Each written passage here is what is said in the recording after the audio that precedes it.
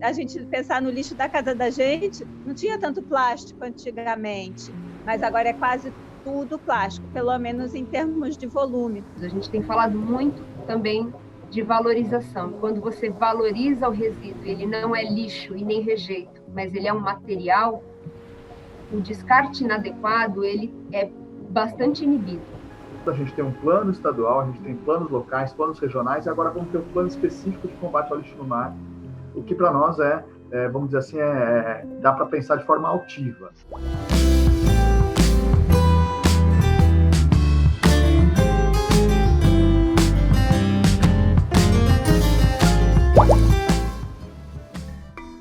Bem-vindos à websérie O Futuro do Oceano 2020, uma iniciativa da Scientific American Brasil e da Cátedra Unesco para a Sustentabilidade dos Oceanos.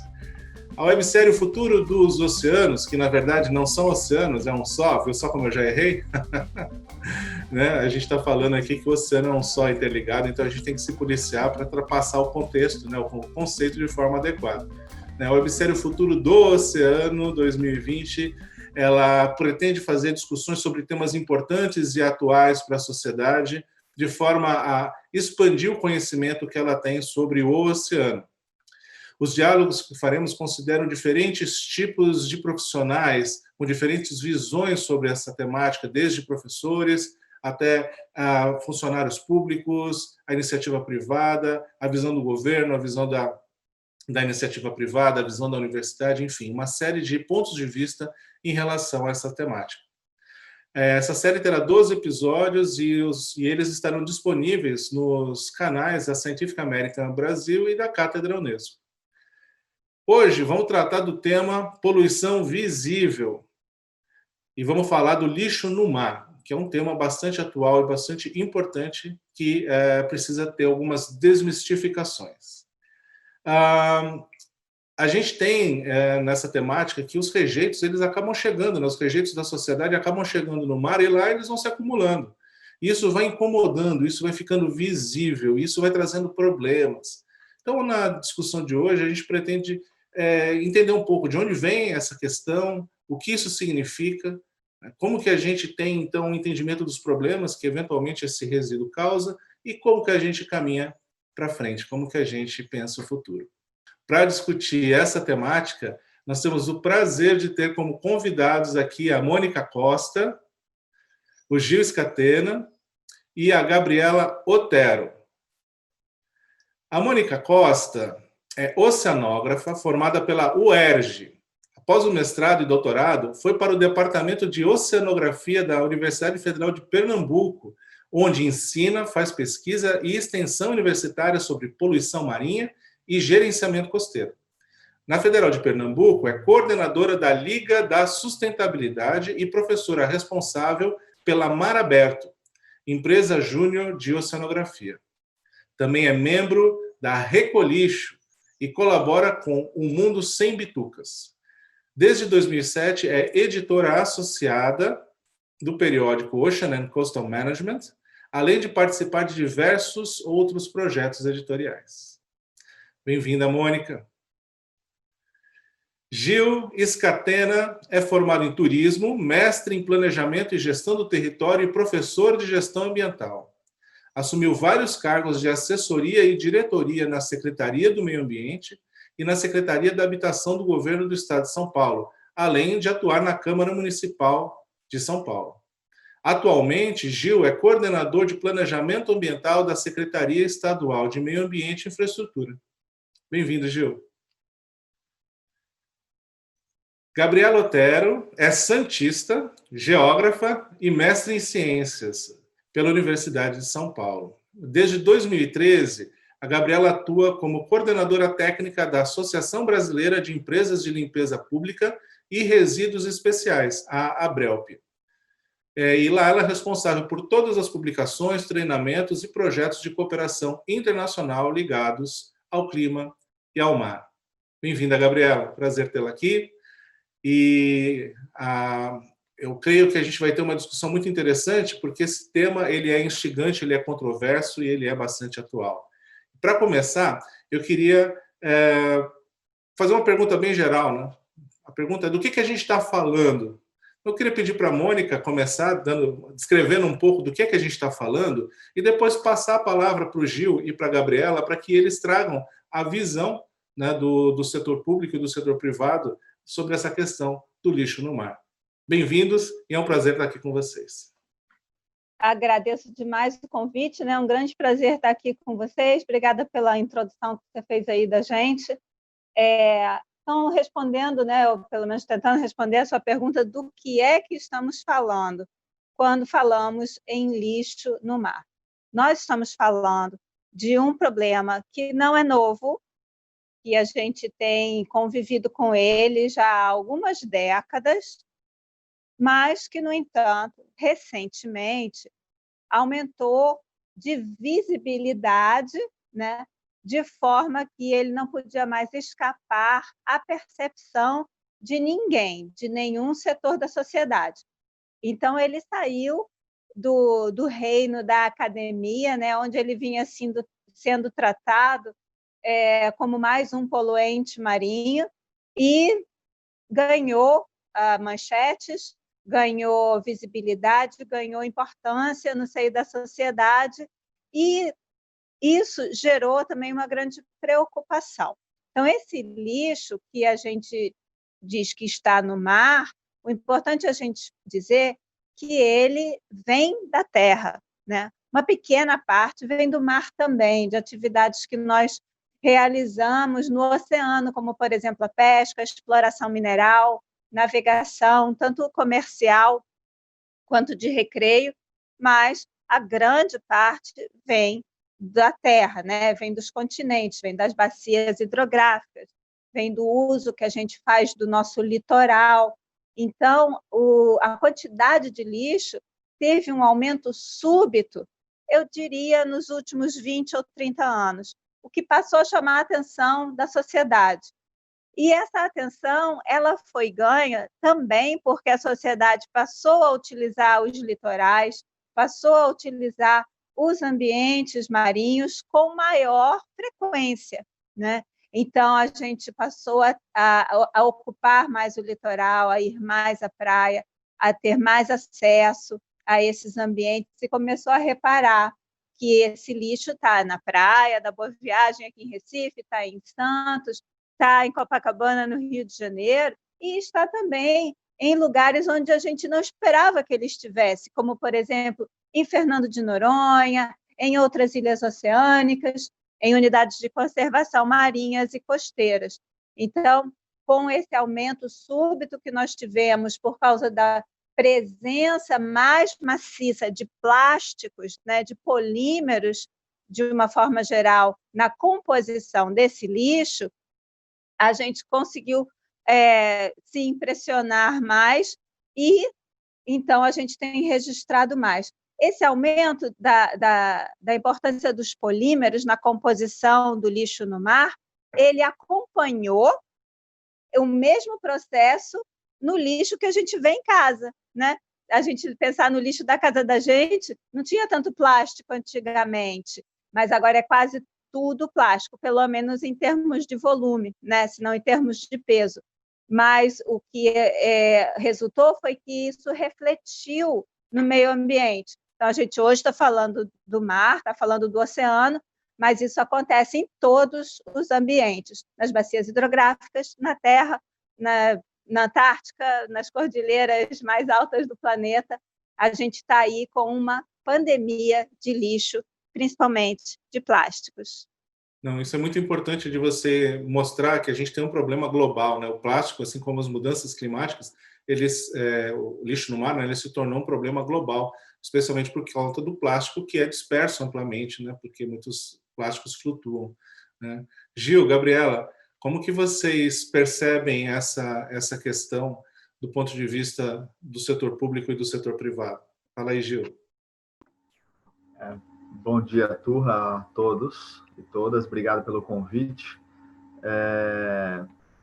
Acho que a professora Mônica fez uma introdução importante para a gente refletir do ponto de vista de qual o impacto, né, qual o grau de problema que a gente está falando, né? E acho que ela fez um fechamento interessante da fala dela, ou a linha central da fala dela, né, que fala da questão das atividades humanas Então, isso é uma questão que é muito importante, né? O lixo não é algo longe, o resíduo não é algo longe, ele está aí como produto, subproduto das atividades humanas, não é um problema externo, né? É algo que nos acompanha, e conforme a gente vai mudando as nossas formas de consumir e conviver, a gente também vai mudando volumes e materiais, substâncias químicas, e aí, conforme a professora Mônica bem relatou, essas atividades, conforme elas também elas acontecem no continente, desagam esse resíduo nos mares, mas quando a gente também faz as atividades no mar, a gente não só gera resíduos no mar, como convive com o resíduo que a gente já gerou no continente,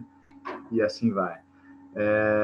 Quando a gente pensa no setor público, né, olhando pelo setor público, a gente tem um desafio muito profundo, muito complexo, né, porque a gente tem um desafio que é o desafio que sempre dialoga com a nossa capacidade institucional, nossa capacidade de lidar com esses problemas. E aí é sempre bom lembrar que quando a gente fala do continente, né, a gente tem da área territorial, da área terrestre, a gente já tem uma tradição razoavelmente bem estabelecida com relação às responsabilidades, às institucionalidades para lidar com os resíduos. E quando a gente fala do mar, é sempre aquele espaço mais difuso.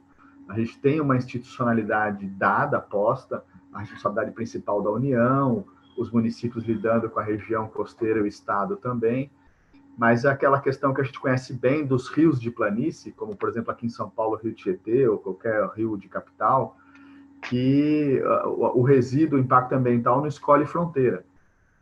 Então, o resíduo gerado em outros lugares, né, do mundo ou de outros estados, eles não escolhem fronteiras, quando eles estão no mar, eles estão num ecossistema de profunda importância, e eles não vão, esse resíduo não vai ficar escolhendo quem gerou para incomodar quem gerou, né? E aí a gente tem um desafio, eu entendo que, olhando pelo setor público, a gente tem alguns desafios postos que são bastante complexos. Essa questão de como é que a gente consegue construir um pacto social para conseguir entender, e o Estado como promotor, zelador, né, fiscalizador desse pacto social, que consiga entender essas atividades humanas geradoras desses resíduos, e essas atividades produtivas desse modelo de consumo que vem aumentando volume e substâncias químicas que geram esses produtos, e como a gente também lida com ele ao longo de todo o processo produtivo, de consumo ou de descarte e reaproveitamento.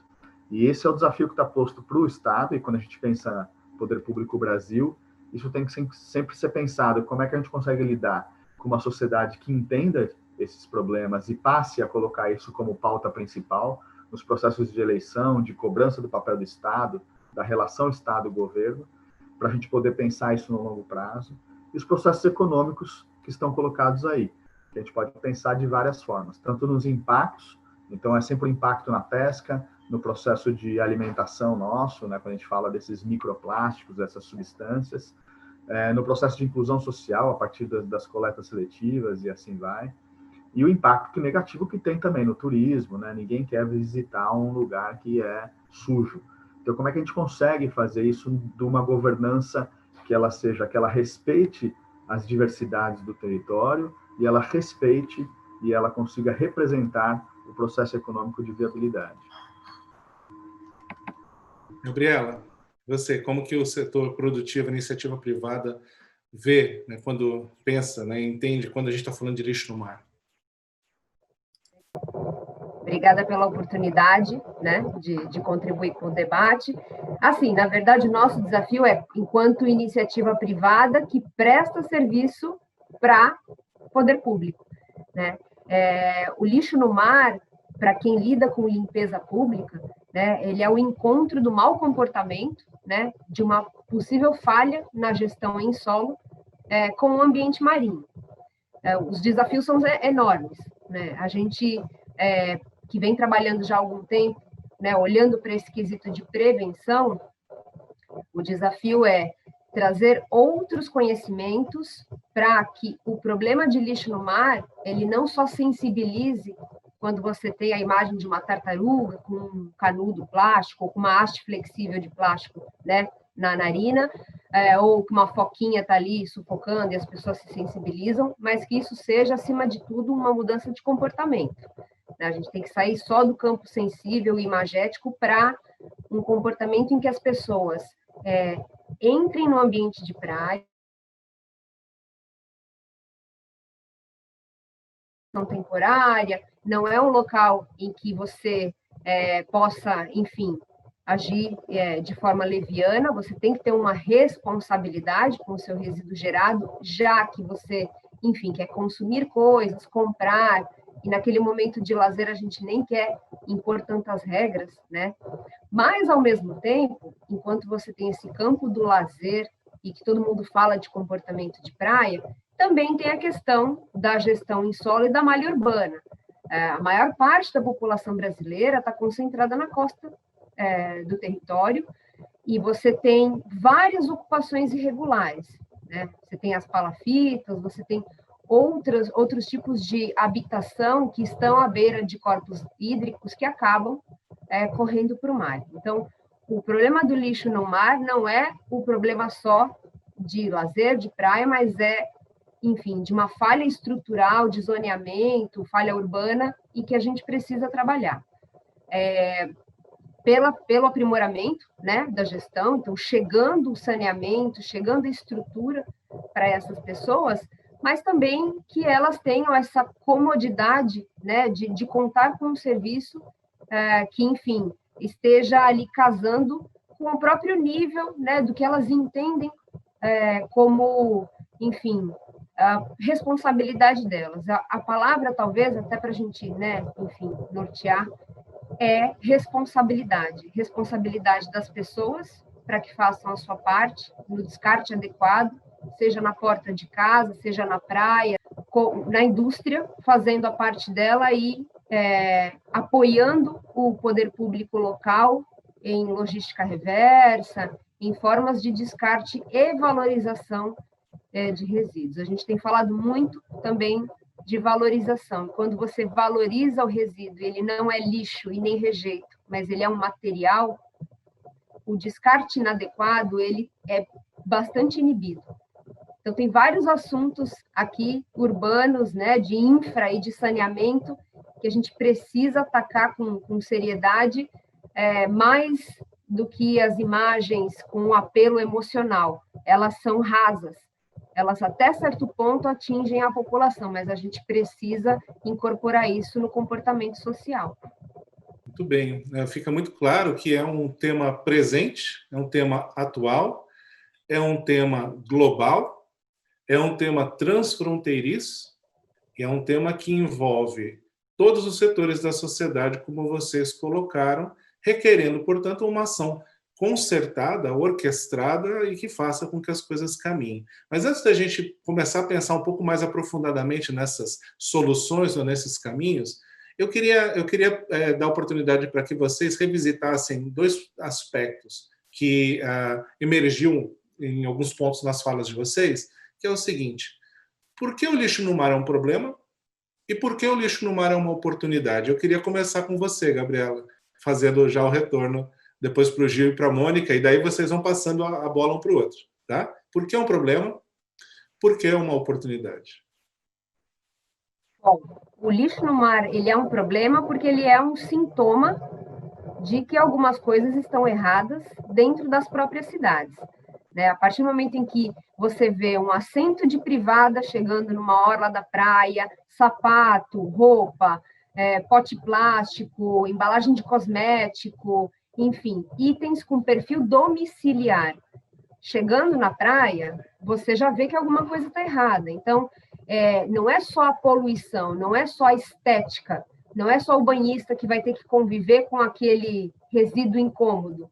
É porque alguém, em algum lugar da cidade, está numa situação precária, sem o serviço de limpeza pública na sua via, e acaba descartando de forma inadequada. Então, um ponto é o saneamento, o segundo ponto é a educação, né? A partir do momento em que a pessoa não se incomoda ou não percebe o impacto de jogar um assento de privado, um carrinho de bebê, e outros itens no corpo hídrico e aquilo sumiu, seja pela maré, seja pela correnteza, isso também é um sintoma grave de que a nossa educação e a nossa empatia e percepção estão falhando.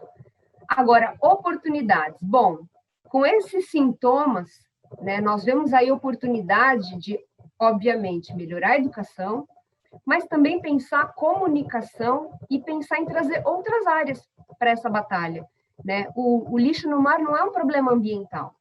O lixo no mar é um problema social. Ele é esses sintomas e ele tem que trazer as ferramentas que a sociedade hoje usa muito.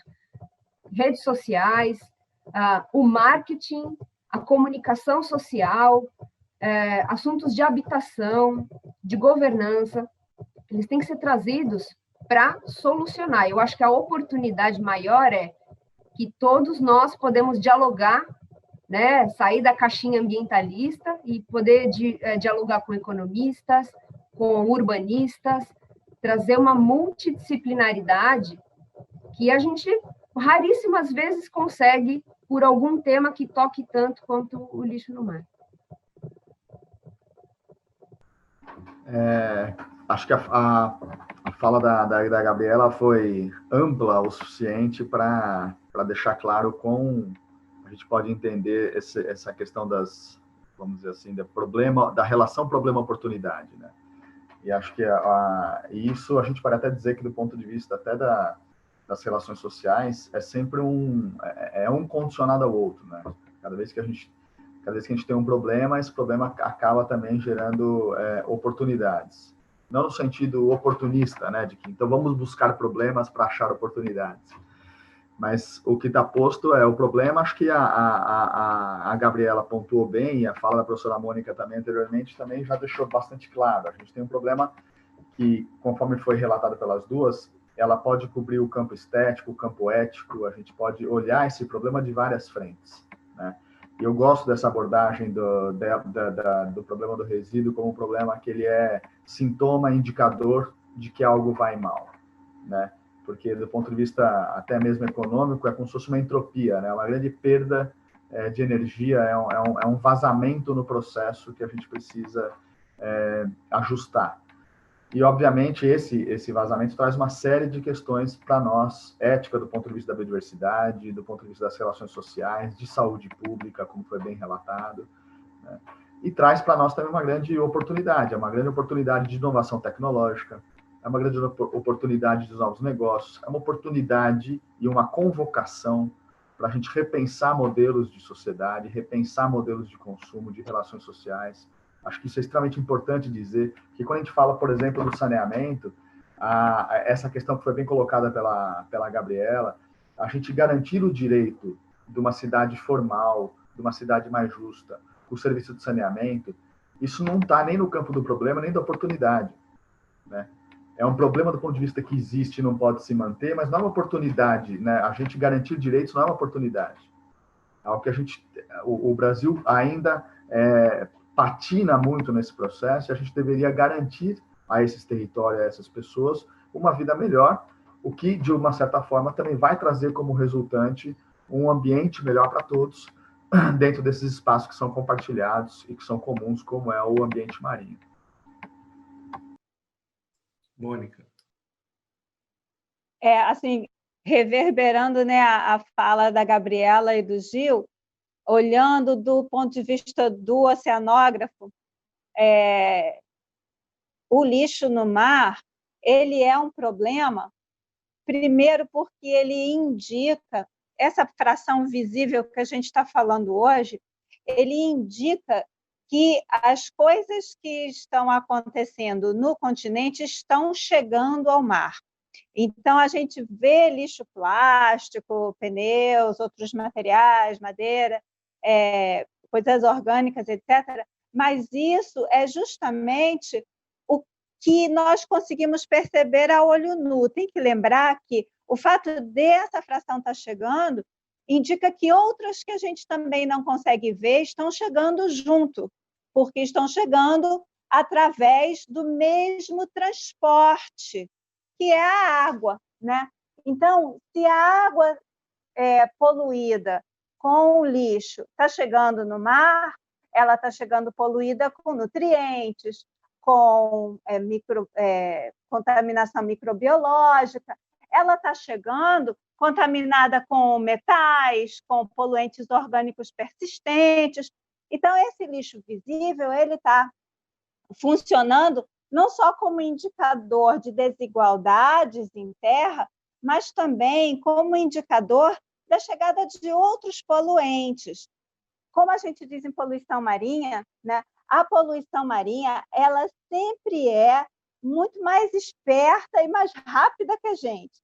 Se a gente fosse mais esperto e mais rápido que ela não existiria, porque a gente teria seria indicativo de que a gente trabalhou na questão do estudo e da prevenção para que ela não acontecesse.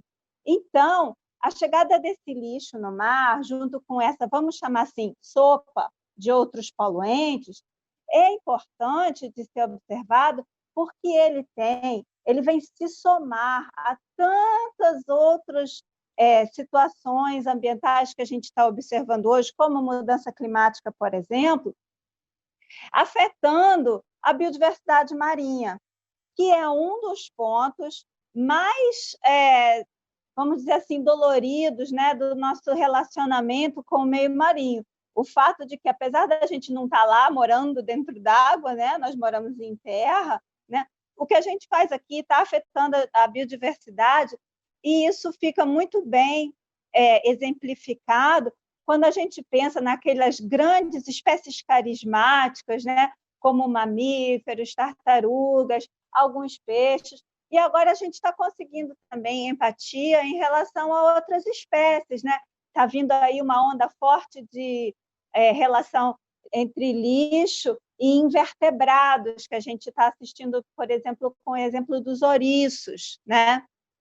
E outros organismos. Então, nesse sentido, o lixo no mar se torna uma oportunidade quando a gente vê que o estudo do lixo no mar, da sua dinâmica, das suas consequências, também traz elementos importantes para que a gente passe a entender processos que estão acontecendo com outros poluentes, às vezes até há mais tempo do que com o lixo, né?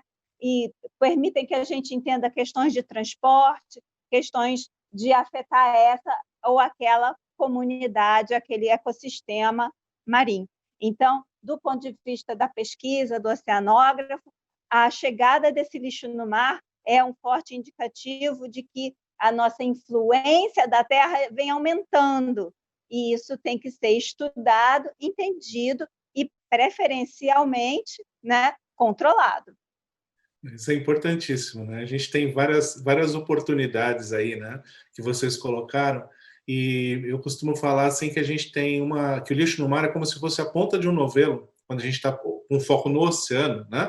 É a ponta do novelo para a gente desenrolar uma série de outros problemas que são importantes e que vão agir conjuntamente com outros problemas, como a gente discutiu no episódio anterior, a sinergia entre a poluição local e as mudanças climáticas, de forma que os organismos marinhos eles estão sendo afetados por esses dois tipos de fenômenos. E isso enfatiza a importância de termos áreas marinhas protegidas, nas quais os organismos vão ter um pouco mais de calma, né?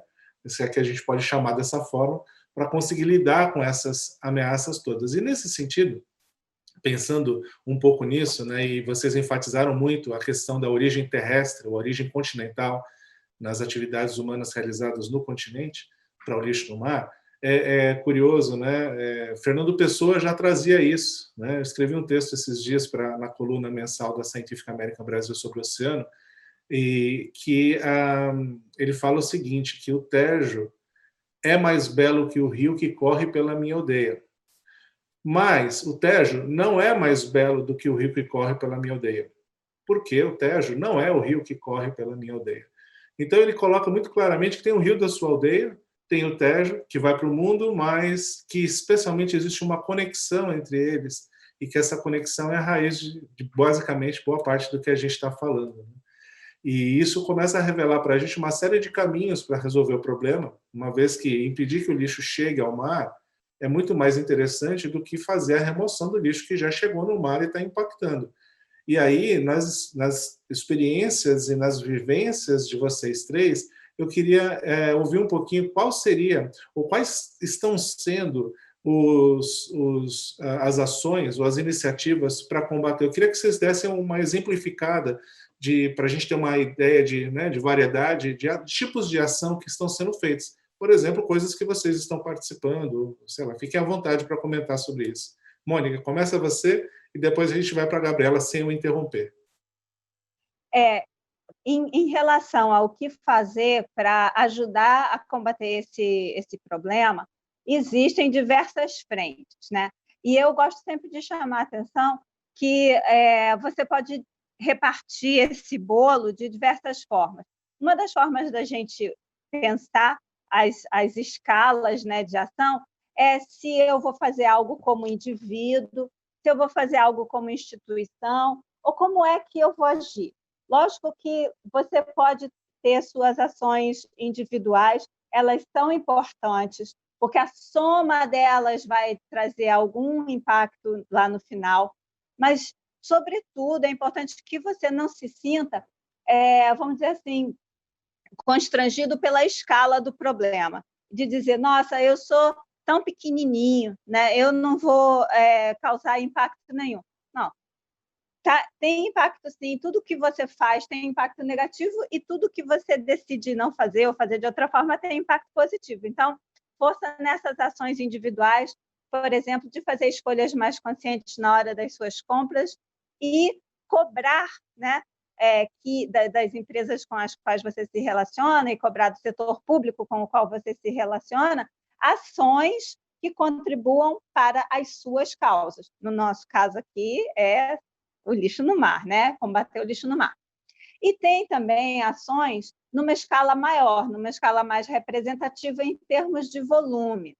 Uma delas, né, é a questão do monitoramento, ou seja, acompanhar como esse problema vem se desenvolvendo no mundo, tanto em questões de quantidade quanto em questões de qualidade. Esse acompanhamento, esse monitoramento, ele precisa, né, seguir bases científicas, mas ele também precisa do apoio e vamos dizer assim, do respaldo governamental. O Brasil possui, né, os instrumentos necessários para fazer esse monitoramento, para entrar num cenário mundial com mais responsabilidade de mostrar que sabe o que está acontecendo nas suas praias, nas suas regiões costeiras e no seu oceano. O que a gente precisa é se apropriar dessas ferramentas e usá-las e divulgar os resultados, né? De forma coordenada, de forma organizada. Então, a academia contribuiu pesadamente na construção dessas ferramentas e continua fazendo outras contribuições de monitoramento, de chamada de atenção para problemas que vêm acontecendo. Aí em Santos tem pessoas que trabalham com bitucas, em outros lugares tem pessoas que trabalham com outros tipos de resíduos. No Brasil inteiro, né, a gente tem uma rede de pessoas monitorando seus territórios mais próximos. Mas o que a gente precisa são ações de vulto geográfico para unir isso aí. A gente tem as ferramentas prontas, disponíveis no Plano Nacional de Combate ao Lixo no Mar, a gente precisa fazer com que essas ferramentas passem a ser utilizadas de forma coordenada. Então, nós não precisamos, no momento, né, reinventar a roda está aí, a gente tem que colocar ela para rodar. Né? Então, isso são... o acompanhamento, o monitoramento, ele é importante porque ele indica em que época tem mais lixo, que tipo de lixo, onde. E isso faz com que a gente tenha a possibilidade de aplicar uma lógica reversa, né, de ir atrás das fontes e aí sim trabalhar em cima daquilo que é, vamos dizer assim, o sonho de consumo de qualquer oceanógrafo que trabalha com poluição marinha, que é combater a fonte, né? Prevenir, trabalhar antes, ser mais rápido e mais esperto do que a poluição marinha. Mônica, eu vou até pegar esse... Gabriela. Vou até pegar esse gancho, essa bola que você está quicando. Eu acho que a palavra é prevenção, né? Então, foi o que a gente veio trabalhando. E, na verdade, a grande pergunta norteadora das ações que nós testamos aqui em Santos, e estamos testando com outros 6 municípios da costa brasileira, é de onde vem o lixo que vai para o mar.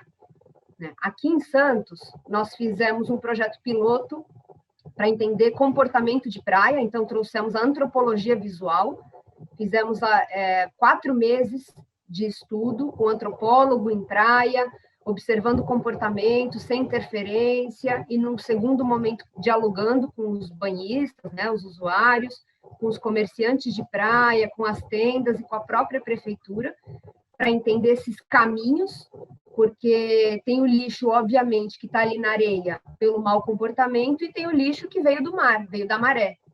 Então, são categorias diferentes, são fontes diferentes, né? Então, a gente tem várias respostas para esse de onde vem o lixo que vai para o mar. Esse piloto, nós testamos uma gestão de resíduos em praia que trouxesse conveniência para o banhista. Então, um dos principais aprendizados foi: o lixo não pode repousar na areia. Uma vez que ele repousa na areia, mesmo que temporariamente, vem o vento, vem a pressa, vem uma mudança de tempo, a sacolinha que a pessoa levou, toda responsável, para depois levar para a lixeira que está na calçada, fica para trás. Ou fica na areia, porque o serviço de limpeza urbana vem uma vez por dia e recolhe. Mas pode acontecer muita coisa nesse meio tempo em que o lixo repousou. Então, a gente trabalhou esse conceito, né? Trabalhou tentando entender esse comportamento, e depois do piloto nós tivemos uma redução de quase 50% da quantidade de resíduo que repousava na área que nós testamos como piloto. Então, tem um monte de aprendizados nesse caminho, um monte de coisa para melhorar. Mas já foi um indicativo, dá para prevenir o mau comportamento, a gente só precisa entender a origem dele. E, por outro lado, tem o monitoramento, como você colocou, e nós assinamos embaixo.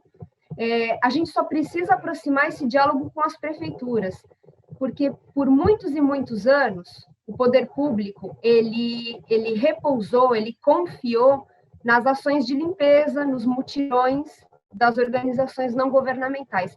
Só que esses mutirões, eles não dão dados, eles dão uma quantidade de peso, né? Eles dão um caráter de mobilização, sensibilização, mas eles não montam um banco de informações. Tanto que aqui, localmente, a gente tentou trabalhar com as organizações, trabalhamos muito bem, mas no quesito dados para prevenção, é muito difícil. A bituca, obviamente, é o mais fácil, mas a gente entendeu que o poder público tem muita dificuldade de entender o que é o resíduo e tirar o foco só do plástico. Na verdade, eu posso ter uma categorização, plástico, papelão, metal, enfim, mas isso não me dá um indicativo de comportamento. Eu preciso entender se era uma calça jeans, eu preciso entender se esse plástico era um assento de privada, se era um sapatinho de criança. Então, a gente tem avançado também numa capacitação para essas 6 prefeituras que estão conosco, de entender esse resíduo. Então, ele tem o material de constituição, mas ele tem que entender, ele é um produto. Ele foi o produto que derivou de um perfil de consumo. E se eu quero prevenir, eu preciso entender esse perfil, eu preciso entender esse hábito e rastrear até a origem. Então, é mais do que a gente só culpar o plástico ou só colocar os tipos de materiais, é a gente entender o que são esses produtos. Porque uma vez que a gente estabelece uma logística reversa, uma gestão adequada de resíduos, pode ser plástico, papelão, metal, isso vai para o lugar correto. Num segundo momento, a gente trabalha a diminuição do consumo, da geração, mas o nosso esforço maior agora é que as prefeituras se empoderem desse processo e criem seus bancos de dados do lixo que vai para o mar. Acho que, de novo, acho que eu dei sorte, as duas falas que me antecederam, acho que colocam bem alguns pontos, e sobre duas perspectivas interessantes, porque as duas falas, academia e setor privado, ambos falaram também um pouco da questão pública, né? Seja do ponto de vista do controle social, bem colocado pela Mônica, seja das responsabilidades institucionais colocadas pela Gabriela. Eu gosto muito daquela terminologia utilizada pela ONU, que fala das responsabilidades comuns, mas diferenciadas, né? De fato, a questão do resíduo é uma responsabilidade comum, é da sociedade como um todo. Tem a ver com o modelo de consumo, com o modelo produtivo, com a nossa governança do ponto de vista de quem é o responsável nas coletas, né, que é o município, a logística reversa com a responsabilidade do setor privado. Isso tudo é extremamente complexo, mas é importante que todos tenham essa consciência para trabalhar, inclusive, sobre essas escalas que a Mônica falou. Você não pode responsabilizar também o sujeito, né, pelo problema global, a forma como ele está ali, descartando um resíduo menor, mas ele também não pode tirar a sua responsabilidade de, conforme a Gabriela colocou, de por exemplo, frequentar um ambiente de praia, dizer, bom, esse problema não é meu, eu deixo aqui e alguém vem em busca. E uma questão colocada por ambas, acho que é importante, que é a questão do conhecimento, né? Então, quando a gente fala de conhecer, a gravimetria, estudar o resíduo, para mim, conhecimento é muito vinculado a planejamento, né? Porque não adianta só conhecer por conhecer. Você conhece o problema para planejar, e a prevenção é uma etapa do planejamento, né? Eu planejo o processo de prevenção. E esse momento é o momento que a gente, obviamente, da nossa conversa, ele é mais positivo, né? Eu não vou fazer aqui uma reflexão crítica, eu vou falar apenas daquilo que a gente entende como mais adequado no momento. E a própria Mônica colocou bem, a política coloca já as ferramentas do que a gente tem que fazer. E uma delas são os planos. E a gente tem aqui em São Paulo o Plano Estadual de Resíduos, desde 2014, que dá um balizamento bem interessante. Tem um capítulo específico para resíduos de pesca, fala das responsabilidades. A gente tem na lei nacional a responsabilidade dos planos locais de resíduos sólidos. Aqui em São Paulo, dos 16 municípios litorâneos, mais de 10 já têm os seus planos locais. Os que não têm estão no plano regional da Baixada Santista, os que não têm plano local. Então, você tem também uma estratégia razoavelmente bem desenhada, onde ali nesses planos você vai ter a gravimetria, o estudo dos resíduos, que não na gravimetria específica por território, que seria a gravimetria, por exemplo, o estudo dos resíduos dos que frequentam a praia, mas pelo menos do ponto de vista municipal.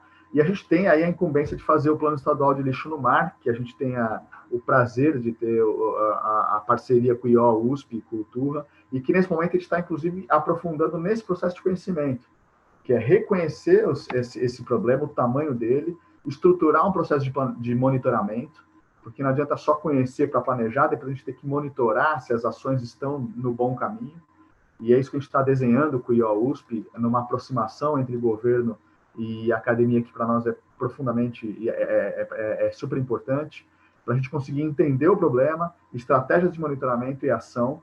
E hoje a gente tem um pouco esse arcabouço razoavelmente bem desenhado aqui em São Paulo. A gente depois pode fazer uma reflexão crítica sobre isso, é super importante, mas só esse meu desenho que eu estou dizendo, a gente está olhando, a gente tem um plano estadual, a gente tem planos locais, planos regionais, e agora vamos ter um plano específico de combate ao lixo no mar, o que para nós vamos dizer assim, dá para pensar de forma altiva, né? A gente tem que guardar a questão crítica para não ficar muito pensando só que está tudo bem, não é verdade, mas a gente tem aí um bom arcabouço. E ainda temos nesse processo aqui de gestão costeira, aqui em São Paulo, a gente já tem um bom gerenciamento costeiro estadual, ainda falho na área sul, e como o próprio Turra falou, a questão das áreas protegidas. São Paulo tem 3 APAs marinhas, né, que cobrem o litoral paulista, e as 3 com plano de manejo, 2 já aprovadas, litoral sul e centro, e agora o litoral norte em processo avançado de debate. E todos esses planejamentos do gerenciamento costeiro e das APAs marinhas,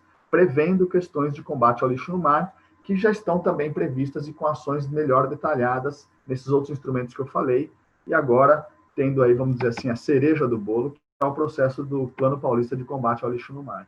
Então, eu acredito que dá para a gente colocar no primeiro arcabouço como ações que a gente está aqui desenvolvendo e pensando para um tempo próximo para tentar combater esse profundo problema. Obrigado. Gil, eu queria continuar com você e a partir de você ir voltando para a Gabriela e para a Mônica, para pensar, beleza, né? A gente tem então esses arcabouços, esses grandes arcabouços que dão um certo norte para a gente. Mas, para você chegar nesse norte, você pode seguir vários caminhos, ou ter várias estratégias.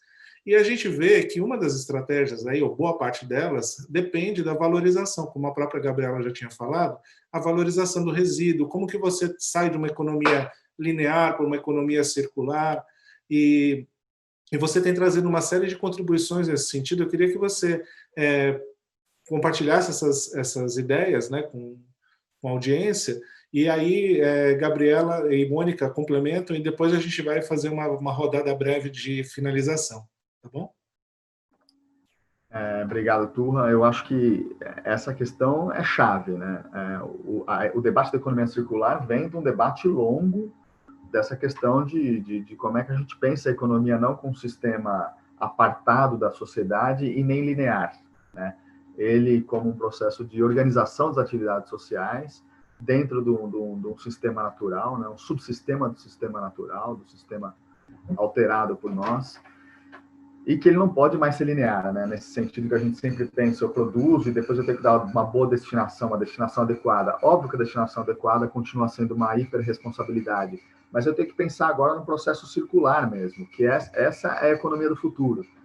E acho que isso que o Turra iniciou falando, daria para a gente usar os dois termos, né? os dois termos, valorizar e valorar, que isso é uma questão também que está posta na gestão dos resíduos, né?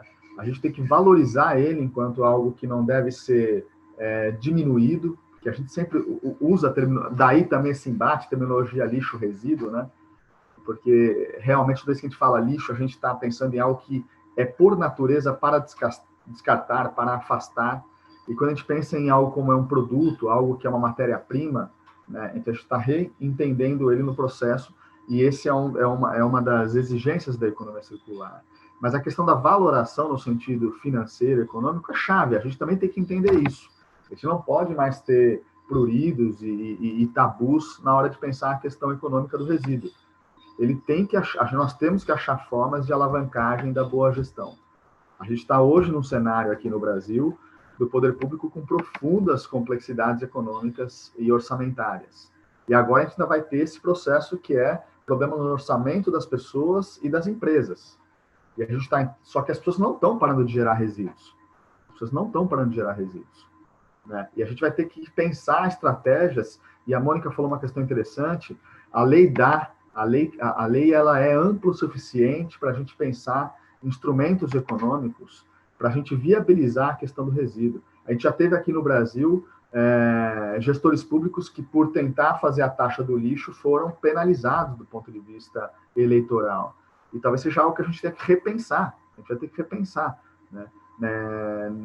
Não é de graça, né? A gente precisa achar estratégias de alavancagem, que essa alavancagem seja público-privada, com a responsabilidade também do consumidor, dentro do arcabouço legal existente, para que a questão dos resíduos ache esse processo de viabilidade econômica. Viabilidade econômica a partir da energia, a partir dele sendo pensado como um produto de retomada da produção, com inclusão social. A gente não pode ignorar a questão dos catadores, a questão da coleta seletiva, né? Então, ele tem que ter uma gestão do ponto de vista moderna, empresarial, mas ele não pode ser mais um fator excludente dentro do país. Ele tem que ser um processo que consiga alavancar uma inclusão social, que é uma agenda nossa também, que a gente teima em conseguir avançar. Então, essa questão econômica, eu acho que ela é de profunda importância e ela vai tangenciar, ou ela vai ser transversal à questão da governança, né? Quem é que precisa ter o recurso na ponta? Quem precisa ter o recurso na ponta é a prefeitura, é o titular do serviço.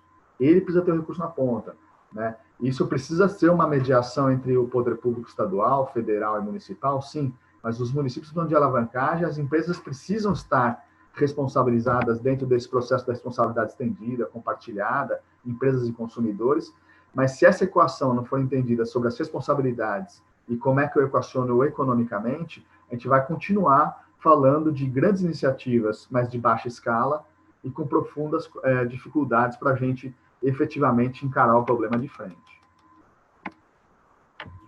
Perfeito, Gil. Vou pegar a sua bola quicando. Eu complementaria, eu acho que planejamento, sem sombra de dúvida, é o que vai dar consistência e o prolongamento de ações efetivas, né, para prevenção. E a gente também tem que tirar o assunto do tema da caixa do assistencialismo, né, e do volume.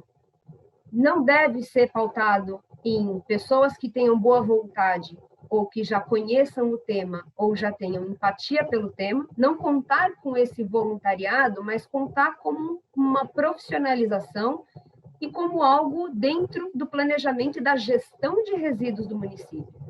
E para fazer uma gestão preventiva, eu preciso, obviamente, ter recursos financeiros, eu preciso ter um planejamento que permita adaptação, permita modularidade. Então, o município que conta com um orçamento proveniente da taxa do lixo, cobrada de forma responsável, transparente e honesta, vai trazer a possibilidade de ações de comunicação, de mobiliário urbano e de mobiliário de praia. Um mobiliário que permita o bom comportamento e permita a conveniência que se espera do usuário, né? Ao mesmo tempo, levar esse assunto para quem não frequenta a praia, porque muitas pessoas acham que o lixo no mar não tem a ver comigo, porque eu moro no interior, mas trazer esse problema de que muito do lixo que vai para o mar veio não só de cidades costeiras, mas veio transportado por outros corpos hídricos e que veio de um mau comportamento, de uma falha de gestão, traz essas pessoas para contribuir. E aí as melhorias, como você colocou, valorização, valoração do serviço, não estamos falando de limpeza, estamos falando de saúde pública e de qualidade de vida, né? E de uma poluição que não respeita fronteiras. Então, uma cidade, como bom exemplo, acaba influenciando as outras cidades e a gente passa a ter um comportamento de governança regional, mas sempre tem que ter o desbravador. Você passa também a colocar essa pessoa mais consciente das ações dela e você vai permitir valorização por aproveitamento energético no que não puder ser reciclado, você vai poder remunerar uma cadeia produtiva que está ali, por enquanto, só pendente do assistencialismo, né, e que é frágil e que tem riscos sociais, você eleva o debate para uma outra categoria. E, mais uma vez, o município é o titular da limpeza pública. Se a gente não capacitar o gestor municipal para fazer um planejamento, para entender a problemática e fazer, né, a gestão adequada, isso vai ser sempre periódico. Então, a gente também precisa olhar com muito carinho para o gestor municipal que quer aprender, que quer fazer o correto, né, e amarrar esse compromisso do município para que depois todas essas, né, benfeitorias e esses impactos positivos, eles verticalizem. Eles verticalizam para o âmbito nacional, mas ele precisa acontecer, sobretudo, no nível local. Pegando aí o que Gabriela falou, né, da questão municipal, eu queria dar só um pequeno exemplo, existem muitos, né, de oportunidades da gente se apropriar dessa responsabilidade, né? Então, como ela falou, se a gente começa na pequena escala e vai amplificando, né, a gente retoma a ideia de que ela é antiga, mas ela é válida, de que pensar global e agir local, né? Então, agindo no município, você vai conseguir reflexos das suas ações para a região metropolitana e depois estadual e mais adiante, né? É que o Brasil está hoje passando por um trecho da estrada que está um pouco esburacado, a gente está sacudindo um pouco, mas nós viemos bem equipados para essa viagem. Isso é que é importante sempre de lembrar. A gente teve, em 2015, uma primeira quebra de paradigma importante na legislação referente aos processos de gestão costeira, em que a SPU possibilitou, né, que os municípios assumissem mais completamente a gestão das suas praias, das suas orlas, né? E depois de 2015, em 2019, isso foi estendido não só para quem tem praia marítima, mas também para quem tem praia fluvial, praias rurais e tudo. Então, está aí posta uma oportunidade excelente de revisão de planos de gestão territoriais para quem já tinha e elaboração de planos muito bons sob paradigmas modernos, né? com visões de economia circular, por exemplo, para aqueles que não tinham ainda assumido isso. Então, nesse momento, o Brasil está vivendo uma oportunidade, eu acho que é a hora dos municípios se informarem das possibilidades deles tomarem mais responsabilidade sobre os seus territórios costeiros, né? E, dessa forma, quando eles elaborarem um planejamento, que não é uma coisa trivial, né? Ninguém está dizendo que é fácil, que vai ser feito em 6 meses, não. A perspectiva é que, a partir da tomada de decisão de que vamos assumir a gestão das nossas praias, a perspectiva é de que você trabalha aí 3, 4, talvez 5 anos para começar a ver os resultados, né, as metas finais alcançadas, mas tem que começar, né? Se não começar, não vai a lugar nenhum. Então, isso aí é um exemplo em que os municípios podem passar a agir de forma mais empreendedora, né? Mais de revisão, mais de atuação no sentido de importar, se for necessário, mas também de valorizar as boas práticas locais, né? Então, se você vê uma boa prática em outro lugar, você pode trazer para o seu município. Se você vê uma boa prática de gestão no seu município, você pode valorizá-la. Então, nesse sentido, começar a cutucar a questão de mudança de paradigmas econômicos para que essas economias se tornem circulares. Porque adiante nós teremos grandes desafios.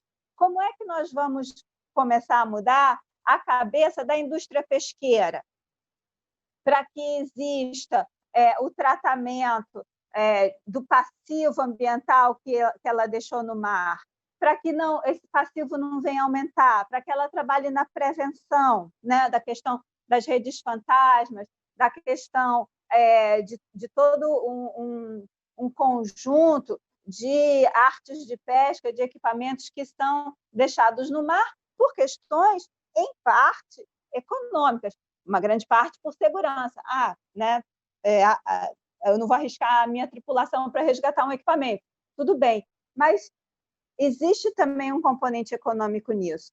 Então, quando a gente vê nas redes sociais, por exemplo, filmes como aquele que circulou recentemente, né, daquela baleia que ficou presa e que precisou ter sua cauda decepada, né, para a saída do equipamento, como é que a gente vai fazer com que um setor desse, né, que tem uma influência tão forte na sociedade, tanto pelo produto que gera, quanto pelo impacto que gera, reveja seus paradigmas, se reinvente, porque é um setor que não está necessariamente ligado às questões municipais, às questões costeiras, né? Tá mais afastado da gente, está menos visível, né? A gente está falando de poluição visível hoje, está menos visível, suas ações estão menos visíveis para a sociedade, mas as demandas para que ele opere estão em terra, estão na sociedade.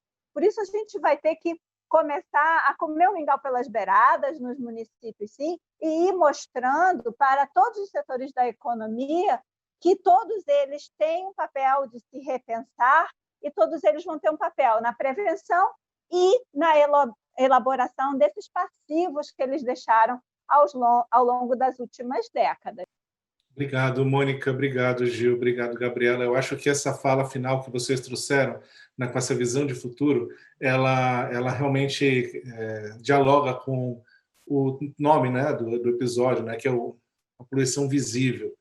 E é importante a gente trazer visibilidade para essa temática, porque com essa visibilidade a gente consegue, né, pegar, a gente consegue pensar, a gente consegue agir, como vocês bem colocaram. Mas eu queria aproveitar esse finalzinho para falar um pouco, né, que essas mudanças elas acontecem porque a gente tem pessoas, a gente tem instituições, a gente tem pioneirismo, a gente tem arrojo, né?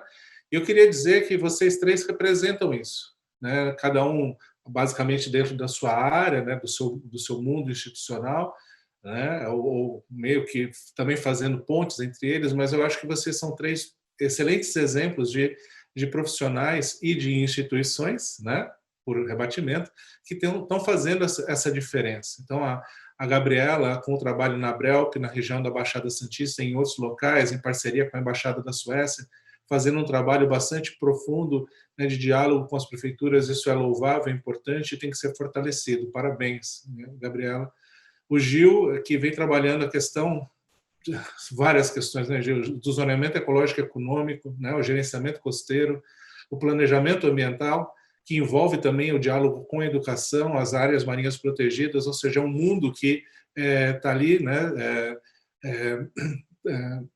interagindo, né, sobre mais ou menos essa atuação da Coordenadoria de Planejamento da Secretaria de Meio Ambiente, que o Gil vem coordenando com uma leveza e uma presteza muito grande. Então, também eu reputo ao Gil uma pessoa, né, que traz esse exemplo.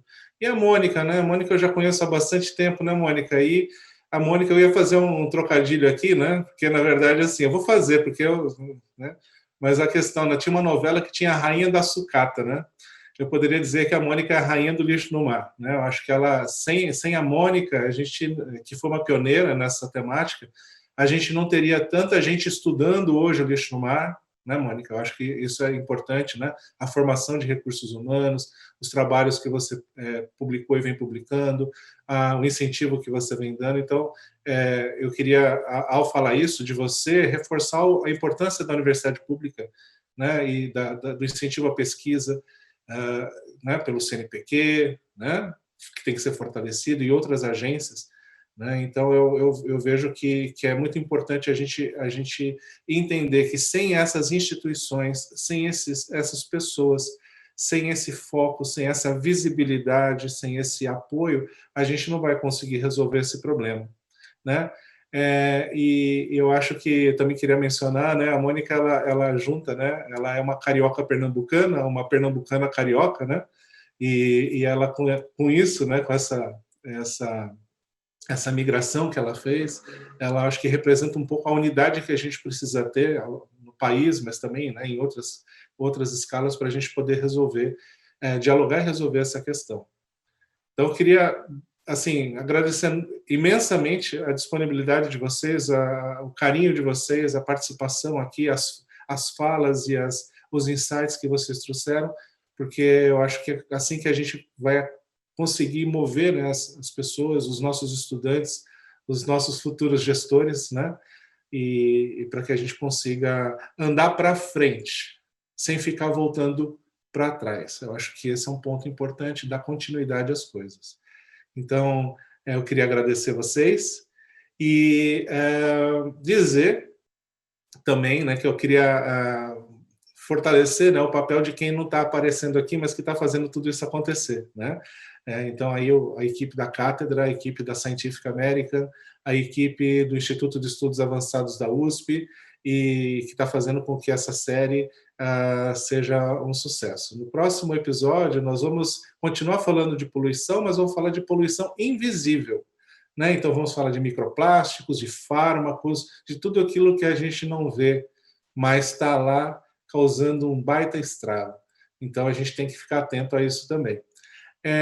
Bom, se você gostou, deixe sua curtida, deixe seus comentários, sugestões de temas para a gente tratar, compartilhe com todo mundo, para que a gente possa fazer com que essas mensagens elas atinjam o maior número de pessoas. E eu acho que também, né, para não perder a prática, né, deixar a mensagem de que para a gente nada importa mais do que dos mares o melhor. Fiquem bem e até o próximo episódio. Hoje, pelos nossos cálculos, a gente joga quase 6.000 piscinas olímpicas de esgoto por dia na natureza. E é que a gente não consegue chegar nos índices mínimos que a Organização Mundial da Saúde recomenda de casos de mortalidade infantil e de diarreia. A gente imagina os albatrozes vivendo nos oceanos, né? Eles estão apresentando doenças fúngicas que são características de áreas extremamente contaminadas de terra, de continente. Então, o que está acontecendo? Como que eles estão sendo contaminados por esses fungos, né? A gente tem visto doenças bacterianas, doenças virais, que não eram comuns para espécies oceânicas.